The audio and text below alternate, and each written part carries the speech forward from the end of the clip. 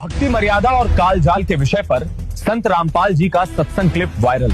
देखें ये खुलासा सच्चाई के साथ। आज सोशल मीडिया पर एक ऐसा वीडियो वायरल हो रहा है जिसने लाखों लोगों को झकझोर कर रख दिया है। क्लिप में संत रामपाल जी महाराज ने अध्यात्म के ऐसे गूढ़ और दिव्य रहस्य उजागर किए हैं जिनके बाद लोग कह रहे हैं ये सत्संग नहीं, एक बड़ा खुलासा है। हाँ बिल्कुल सौरभ जी, ये एक बहुत बड़ा खुलासा है जिसमें संत रामपाल जी महाराज जी ने बताया है कि परमात्मा की शरण, काल का प्रभाव और भक्ति मर्यादा सब कुछ बेहद साफ शब्दों में बताया गया है। अब आप भी देखिए ये वायरल सत्संग क्लिप। तो पुण्यात्मा, यहाँ आप देख रहे हो किसी का बेटा मर गया, किसी की बेटी मर गई, पूरा परिवार का परिवार नाश हो जाता है और बाकी बचे वे दूसरे परिवार के या उसी परिवार के सदस्य अपने आप को सुरक्षित समझते हैं। तो परमात्मा कहते हैं भूल है आपको पता ही नहीं है कि प्रोसेस का, ये क्यों मर रहे हैं, क्यों जन्म दे रहे हैं, हमारे लिए ये क्या व्यवस्था कर रखी है।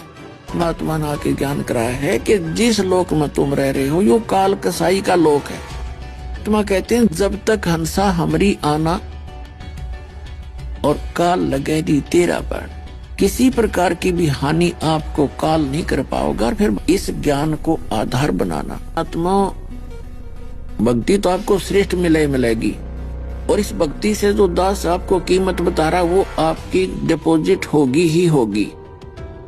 लेकिन विवेक बिना भी बात बिगड़ जाएगी। विवेक ये बनाना पड़ेगा कि यदि हम फिर से फिसल गए, किसी की बेटा मार काट दिया, किसी की बेटी काट दी, किसी के माँ बाप दोनों ही आंख ले गया, तो वहां बुद्धि उनकी नहीं जावे थी, यूं करे के है इनका। तो पुण्यात्मा, यहाँ आप देख रहे हो किसी का बेटा मर गया, किसी की बेटी मर गई, पूरा परिवार का परिवार नाश हो जाता है और बाकी बचे वे दूसरे परिवार के या उसी परिवार के सदस्य अपने आप को सुरक्षित समझते। तो परमात्मा कहते हैं भूल है आपको पता ही नहीं है कि प्रोसेस का, ये क्यों मर रहे हैं, क्यों जन्म दे रहे हैं, हमारे लिए ये क्या व्यवस्था कर रखी है।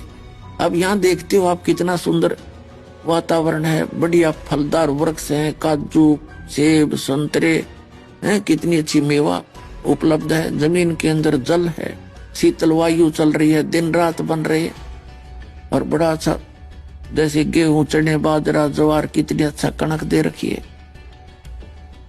इन सुविधाओं को हम देखते हैं तो ऐसा लगता है भगवान बड़ा बढ़िया, बड़ा अच्छा भगवान देख हमारी कितनी ध्यान रखता है। और उस समय हम भूल जाते हैं किसी का परिवार नाश हो गया, किसी की माँ मर गई, किसी का बेटा मर गया और किसी का परिवार का पूरा नाश हो गया। तो उस समय समझ में ना आती यू हो क्या रहा है, हम क्यों जन्म रहे हैं, किस लिए पैदा हो रहे हैं। पीछे एक भूकंप आया था सन 2026 जनवरी 2000 को गुजरात के अंदर, और जिन मकानों महलों को बनाते बनाते 3-3 पीढ़ी बीत गई थी उनकी, उन्हीं कोठियों के नीचे दबकर मर गए सारे के सारे, परिवार का परिवार नाश हो गए। और उसी उद्देश्य को लेकर जो जी रहा है उसका क्या हालत होगी फिर। तो यहाँ परमात्मा ने आके ज्ञान कराया है कि जिस लोक में तुम रह रहे हो यो काल कसाई का लोक है और इसमें ये दुख आपको सदा बना रहेगा। इससे बचने का एक विकल्प भगवान ने बताया है कि मेरी शरण में आओ और ये सच साधना करो, फिर आपके परिवार पर काल का कोई प्रेशर नहीं रहेगा, आपको अननेचुरल डेथ नहीं कर सकता, आपकी बेमौत आपको नहीं मार सकता। भगवान के पास पावर है, उस कबीर भगवान के पास, कि आपकी आयु भी बढ़ा देगा और काल से आपकी रक्षा भी करेगा। परमात्मा कहते हैं जब तक हंसा हमरी आना और काल लगे दी तेरा बाण। परमात्मा ने कहा कि जब तक मेरी शरण में आकर और मेरी मर्यादा के अंदर ये भक्त रहेगा, इस काल का अटैक नहीं हो सकता आपके ऊपर। तो आप जी ने परमात्मा की शरण लेकर के मर्यादा में रहना पड़ेगा। फिर देखना किसी प्रकार की भी हानि आपको काल नहीं कर पाओगा और फिर भक्ति करके आप सफल हो जाओगे, सतलोक चले जाओगे। इस ज्ञान को आधार बनाना।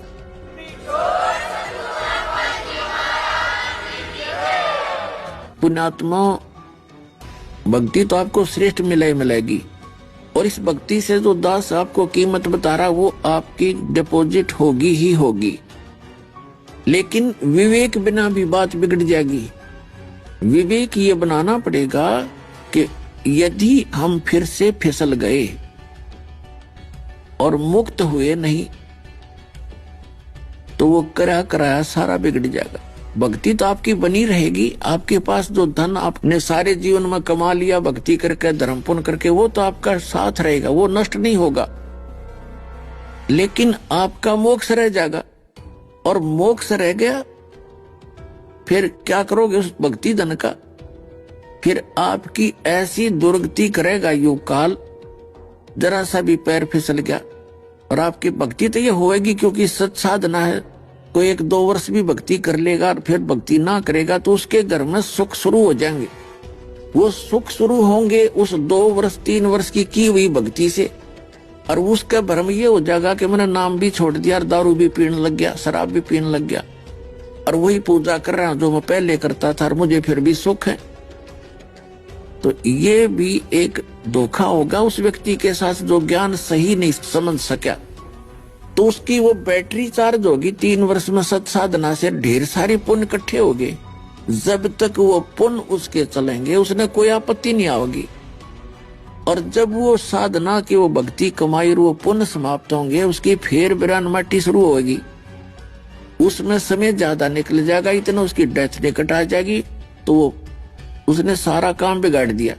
तो ये विवेक बिना जीव दुखी होता है। थोड़ा सा विवेक से काम लेना पड़ेगा। एक आप जी तो एक दूसरे को कोई दुआ नहीं देना, ना बद्दुआ देना। अगर आप श्राप दोगे, बद्दुआ दोगे तो भी आपकी भक्ति नाश होगी। और किसी को आशीर्वाद दोगे, किसी की मंगल कामना करोगे तो भी आपका पंचर होगा। इस राम नाम की गाड़ी में पंचर हो और फिर सारी हवा निकल जाएगी। तो इस प्रकार हमने प्रत्येक अपने बच्चे को, अपनी संबंधित जितने भी आपके संपर्क में हैं, जिनसे आपकी ममता है, आपका फर्ज बनता है कि उसको भी ये चार्जर दे दे कि बेटा ले चार्जर लगाओ, इससे काम चलेगा। एक टायर से दूसरे टायर में पहिए में हवा भरने तो दोनों कंडम हो जाएंगे, कोई इससे का काम नहीं चलेगा। तो इस प्रकार आपने सावधानी बरतनी है। किसी को आशीर्वाद नहीं देना, किसी के सिर पे हाथ नहीं रखना, मंगल कामना नहीं करना, क्योंकि हम कितनी मंगल कामना कर सकते हैं। एक टायर में तो दूसरे टायर में कितनी हवा भर सकता है एक व्यक्ति। अपना काम बिगाड़ने वाली बात है। और काल यही चाहता है कि जो पुण्यकर्मी है वो अपना भक्ति नाश कर ले, दोनों चौड़ चपट हो जा। तो ये आपने सावधान रहना। ये आपने देखा होगा, जैसे जो बूढ़ी बुजुर्ग हैं, ये बहनें जो है, ये क्या करती हैं, जैसे कोई पुत्र वधू है, बड़ी माइयों की वे पैर दबाती हैं एक आदर भाव से, और उनको वो आशीर्वाद देती हैं। तो उन बूढ़ियों की जो पहले थोड़ी बहुत को रह रही होगी चवन्नी, वह उन आशीर्वाद देकर खराब कर देगी। तो इस प्रकार हमने ना तो किसी को ये फॉर्मेलिटी करनी है और ना किसी से दुआ लेनी है और ना ही देनी है।